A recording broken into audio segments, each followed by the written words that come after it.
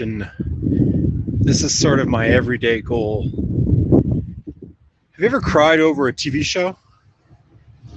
Maybe in the moment watching it, teared up, hid behind the pillow or your slice of pizza so your partner couldn't see you're crying, maybe sobbing. Have you ever thought back on that moment in the TV show and then cried again? Maybe have, maybe haven't. I recently keep thinking about a moment in a show that's recently happened. And I haven't been watching that much TV, but I've been hooked on this show called Vikings. And it's so many seasons, it's taken me forever to watch, but I warn you that if you're watching Vikings and you're not on season 5, I'm about to spoil it for you. So skip ahead like 3 minutes and I'll tell you about my legacy. Today we're talking about lineage, legacy, and motivation. And in this show Vikings, there's 2 kings, a Viking king and the English king, and they're battling in Wessex, the English territory. But they actually unknowingly both want the same outcome. They actually both want to live in harmony. They want to live as one unity, as one group. They see the benefits. But not only do they both not know that the other one has that objective, they also want to go about it a different way. This, of course, causes conflict, and because it's TV, there's lots of wars, lots of battles, lots of drama. And I think the show is based very loosely on actual history, but not super tight. So there comes a moment when they finally rectify that they're both doing the same thing, or they both like to do the same thing. And they come to an agreement. And the English king decides to give the Viking king some land to share with his people. And they come to peace, and it's farming land, because the Viking king never wanted to be a king, as he mentions many times. He only ever was a farmer. And he's looking for land for his people to farm. So his people settle that are with him. And he goes back to his homeland. And while he's on his way back, before he even gets back, the English king is filled with fear. The people on the land that the Vikings are sharing are filled with fear, and they slaughter everybody left behind. Of course, this causes more turmoil. That's not what I was crying about, though. I mean, I thought it was pretty sad, especially thinking about the actual history of it and all the people that probably died in those wars. But as the English king is dying on his bed, he regrets that he let fear take over his heart. He realizes that his actions actually change the course of his objective, the goal of what he would call one England. The show's very religiously dichotic, has a large religious dichotomy.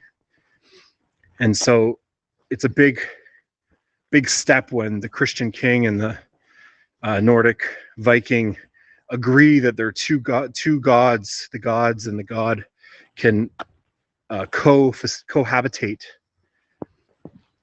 And so the king regrets on his deathbed that he let fear take over his heart. Fast forward many seasons, and the son of the king, a new young king, and one of the sons of the Viking king, newly appointed, through happenstance, end up working together unwillingly. And both of them stubbornly end up collaborating until the young English king has an epiphany and realizes he's on the cusp of accomplishing what his father always wanted to do. The Viking king, the new young Viking king, resistant but agreeable, actually goes to other Danish Vikings that are now attacking and says to them, hey, listen, let's not kill all these people. Why don't you come? They've given me land. Come live on the land. We can be farmers. We can do what we want to do.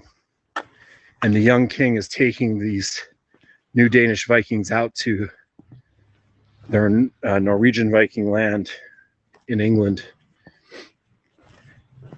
And the former wife of the older Viking king gets on the ground and she picks up some soil and she smells it. She looks up to Valhalla.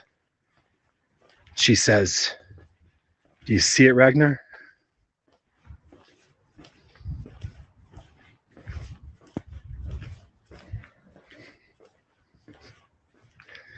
Do you see that your son has done what you were always trying? It's hit me right here.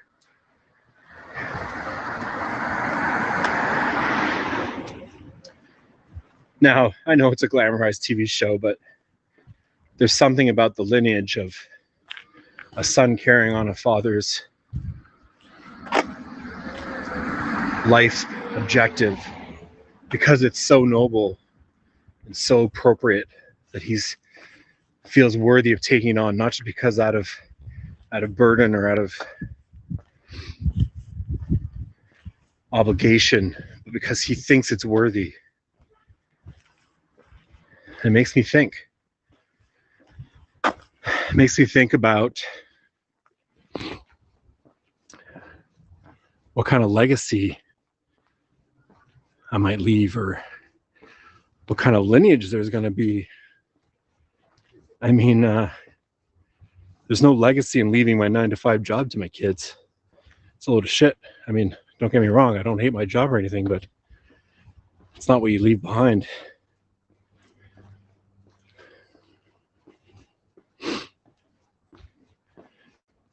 My time in my 20s and 30s meant that I didn't plan properly. And so I know that aside from all of that, I can change that. I have the power to change that. But what I can leave to my kids is the lineage of motivation to be a better person, model for them health, mental health, physical health. I know that I can help them embrace the ideas of making errors, and it's okay to make an error, make a mistake. And when you make a mistake, it's even better if you own it. Knowing that you can't change the past, but regrets are signs of how to move forward. And you have no regrets because you know you move forward, you know you improve.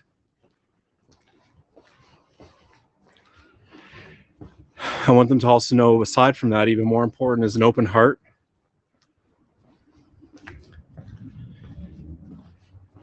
Love in their life and in their hearts, and living from a place of love. I want them to know that there's no right answer to life. You just do it. Just do life. You don't get it right, you just do it. I hope they find their own noble causes, because it's not actually my responsibility to give them one. It's just like a father's pride to know that there's something noble enough that someone would want to follow in your footsteps. So when I keep thinking back on this moment in Vikings, it's moving me, it's motivating me.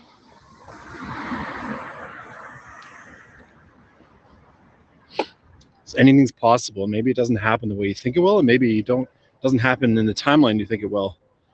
Hell, it was decades later. So that's where my motivation came from right now. That's where my motivation is moving through this challenge, improving myself, improving my health, instilling that in my children, both my sons. Because they see everything, they absorb everything. So you gotta model, you gotta represent properly. There's nothing else you can do but live your life with love, motivation, and purpose in each moment, mindful and aware of where you're at and what you're presenting forward. And that is what I find important. I thank the show for helping me just remember. I hope you've enjoyed this. I love you. I'm ending my second walk already for the day. Walking from work to home, it's all uphill, so excuse the red face. But I wish you a great day. Remember, I love you. You're not alone. And I'll talk to you soon. Peace out.